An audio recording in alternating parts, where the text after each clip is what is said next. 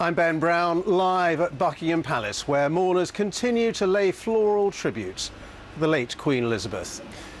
The queue to see the Queen lying in state grows, with warnings that there are now wait times of at least 24 hours. And I'm Karin, Giannone, live at Westminster as people continue to file past to see the Queen lying in state. I'll be speaking to some of them. Rehearsals for the state funeral procession at Windsor have been taking place, with some of the precise details overseen by the late Queen Elizabeth before her death. And I'm Jane Hill in the rest of the day's news. Ukraine's president says investigations into possible Russian war crimes continue in the northeastern city of Izium, as more than 400 bodies are being exhumed from a burial site.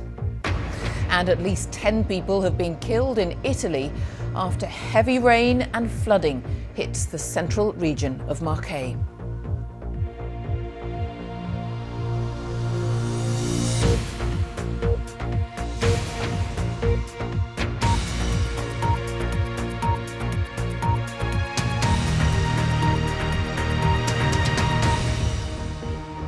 Hello and welcome from Buckingham Palace, where it is a glorious autumnal day.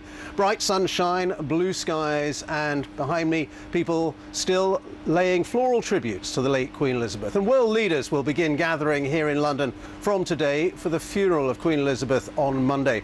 Members of the public are still queuing in their thousands to view her coffin at Westminster Hall. Now, the wait time reached at one stage 25 hours during the night. People are being advised now not to travel to join the queue. Meanwhile, a man has been arrested following a disturbance in Westminster Hall. That was around 10 o'clock last night. It's reported he rushed towards the late Queen's coffin before being taken into custody. Well, the Queen's grandchildren will stand guard around her coffin later on today.